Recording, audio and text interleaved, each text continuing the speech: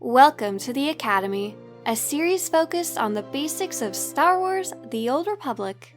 Galactic Starfighter is the intense free-flight dogfighting ship combat mode available in Star Wars: The Old Republic.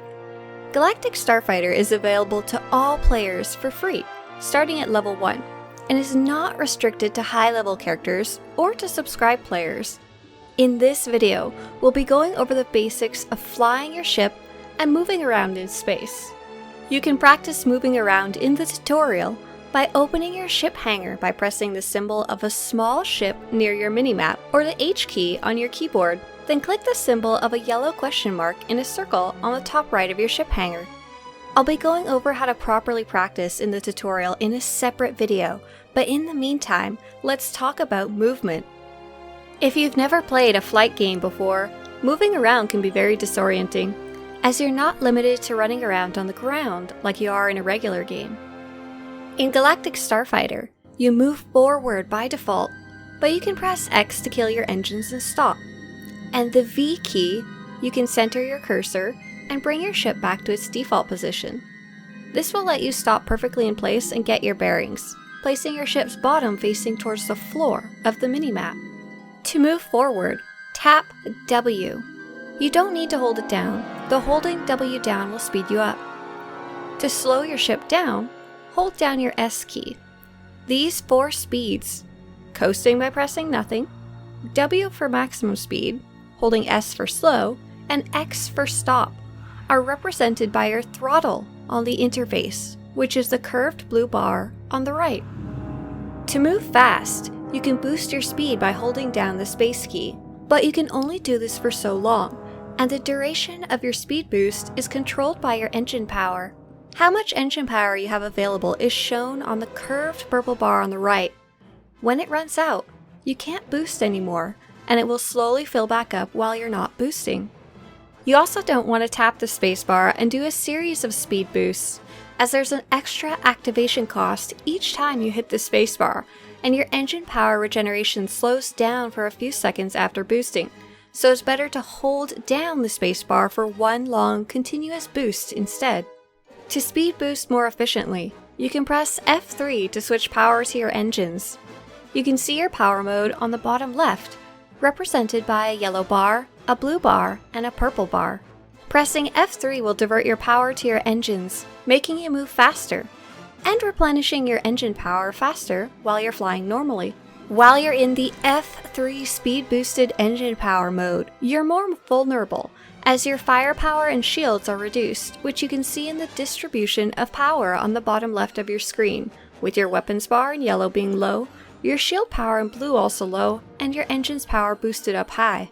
Once you get to where you need to go, you'll switch your power to your weapons by pressing F1, or switch power to your shields by pressing F2. It's best not to fully empty your engine power, as some of your defensive moves also rely on you having some engine power available. Lastly, F4 will balance your power between all modes if you need all 3 at once. You aim your ship primarily with your mouse. You move your mouse in the direction you want to go, and how far away your mouse is from the center of the screen is how sharply you move in that direction. So, if you move your mouse just slightly off the center crosshair circle, you'll turn gently, and moving your mouse to the very edge of the large circle will turn you quickly. You don't need to move your mouse all the way to the edge of your screen, and moving your mouse all the way to the edge is actually a bad thing, as you'll want your mouse near the middle of the screen to fire your weapons once you've mastered movement. Using your mouse is the main way you'll move around the map, get to objectives, and avoid asteroids or other obstacles. The circle in the center of the screen also tells you where you should go, with a series of symbols around the edge of the circle. In a match, a red triangle around the outer ring shows where your enemies are. A light red diamond symbol shows where the enemy you are chasing is gone.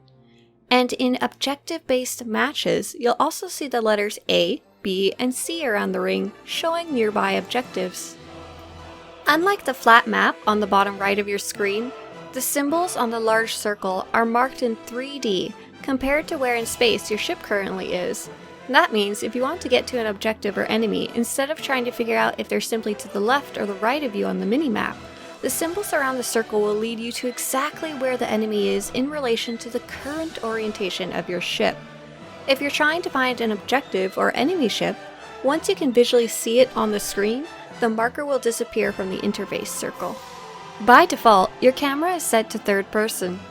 If you need to take a better look around, there are 3 camera movement keys. Your F key is the free look camera, which lets you look around everywhere with your mouse while holding down F. C is the target camera, which will spin your camera to look at your selected target. And your 1 through 9 keys on your numpad on the right hand side of your keyboard each line up with a different camera angle. For example, the 2 key on your numpad lets you look directly behind you while flying around. These camera controls can be disorienting while flying and are not usually used in general flying or fighting, though they can be useful in certain situations. In addition to moving with your mouse, you can also use the A and D keys to roll your ship left and right.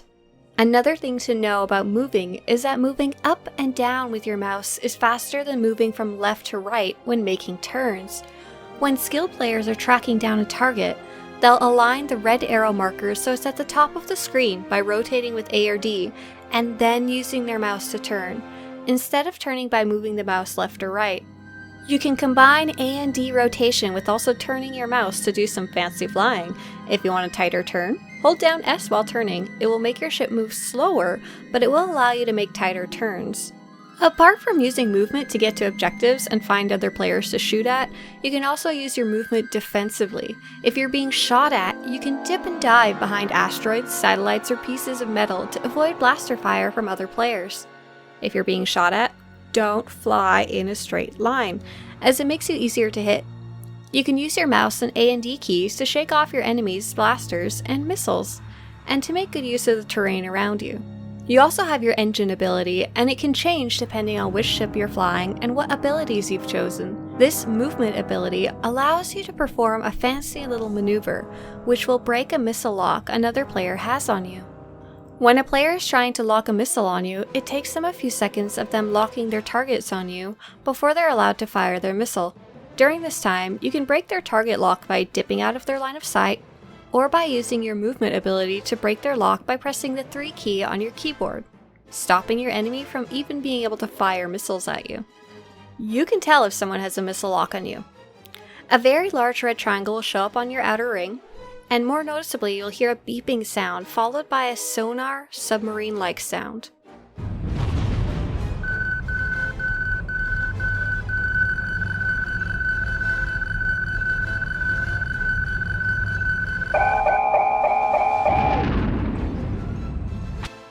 During this time is when you can use your movement ability to outmaneuver the incoming missile. You can use your engine ability while they're locking onto you, and the missile is beeping. Or even after the missile has been fired and the sonar sounds are going off, causing them to waste a missile, which is always better, as their missile ability is now on cooldown so they can't use it again on you for a bit. Each engine ability will automatically move your ship in a different way, so make sure you're in a good position so you won't accidentally fling yourself into an asteroid, and even better, throw yourself into the direction that you want to be going. Apart from outmaneuvering your enemies, you'll also have a shield ability that can be activated with your 2 key on your keyboard. Much like your movement ability, you can choose your shield and your options change depending on your ship, so make sure to read up on how your shield works using the tooltip. Holding down Z while flying will allow your mouse to move independently and hover over your abilities and read what they say, but you won't be able to control your ship's movement at all while you're holding down Z. Much like everything else, you can change the keybind for this if you're accidentally hitting Z while flying. Apart from looking at your ship and seeing how on fire it is, you can also see the health of your ship on the bottom left, symbolized by an icon of your ships that will change colors as you get hurt. The drawing of the ship will change from green to light green to yellow to orange to red and then to black if you're nearly dead. Your shields are represented by the rings around your ship's icon.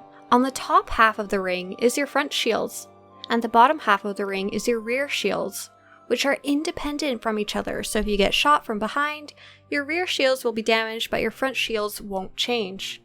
You have 2 layers of shields for both your rear and front, and your shields will turn blue if you're at over 100% shields, which you can access in the F2 mode. If your shields are down, you can try hiding behind an asteroid for a few seconds and direct power to your shields by pressing F2, as they can only recharge while you're safe and not being shot at. You'll need to wait for 6 seconds out of combat before you'll be able to start recharging. You can see your target's ship type, health, and shields on the top right of the screen in your targeting window. Now that you've gotten a hang of moving your ship around, let's talk about how to attack other players. Your primary weapon is your blasters. Once you find a player, you can shoot them by clicking the left button on your mouse. If you do not have the player targeted, they'll show up as a ship with a rectangle around them. There are 3 ways to target a player. The tab key on your keyboard will cycle through all enemies starting with the nearest enemy, and it's pretty useful. Your E key will select the target under your cursor, and the R key will cycle through enemies that damaged you, with the most recent one to hurt you targeted first. Targeting another player makes it easier to know where to shoot them. You'll know if you have a player targeted if they have a small crosshair circle near them instead of a red box around their ship.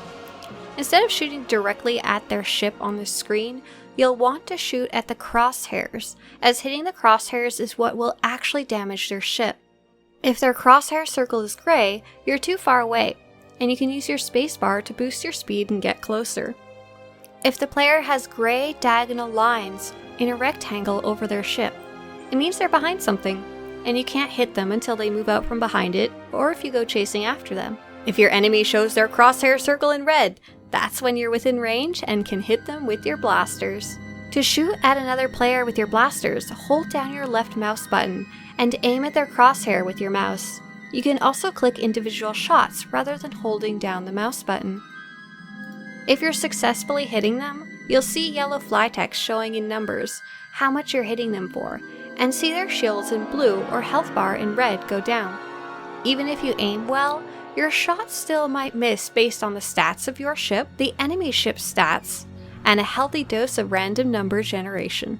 The closer you are to your enemy, the more likely you are to hit them and do more damage, and each blaster type has a close range, mid-range, and max range. How close they are to the center of your screen can also affect how likely you are to hit them. So you may miss if you're trying to shoot them on the far edge of your circle, as you get a penalty the further your mouse is away from the center of the screen. Your large circle in the center of the screen represents where you can shoot, so do your best to line up your enemy in the center of your screen for the best results. Firing your blaster uses up weapon power, which is the yellow bar on the left of your circle in the center of the screen, and when you run out, you won't be able to shoot anymore. While firing, you can divert your power to your weapons by pressing the F1 key. Keep in mind, this will take power away from your shields. Putting your power in weapons causes your cannons to do more damage, unless you regenerate weapon power faster when you're not shooting. There's also a small regeneration delay, so if you wait for a bit before shooting again, you'll see your weapon power regenerates faster than immediately after you've shot. In addition to your primary cannons you shoot with your left mouse key, you also have a secondary weapon you can choose. These can be missiles, torpedoes, mines, pods, probes, or a railgun, and your choices change depending on what ship you're playing. But all are controlled by the right mouse button. Some secondary weapons need to be locked on by holding down the right mouse button, while others can be used immediately, while even others allow you to enter a special sniper mode. Your secondary weapon is independent of your primary weapon, so you can also shoot your enemy with your left mouse button while using your secondary weapon with your right mouse button at the same time. Lastly, you'll also have an ability called your co-pilot ability that may make you more effective in a fight. It's determined by who you choose as your co-pilot and can be activated with your 4 key on your keyboard. The co-pilot abilities vary wildly, so make sure to read the tooltip for your ability to find out how to use it. That goes over all the basics about flying your ship and being able to attack in Star Wars The Old Republic's Galactic Starfighter mode. In part 2, we'll be going over the best ways to practice before you actually go into a real match. If you want to show your support for this series, or to have similar Star Wars The Old Republic videos show up on your YouTube homepage, subscribe to this channel. And as always, may the Force be with you.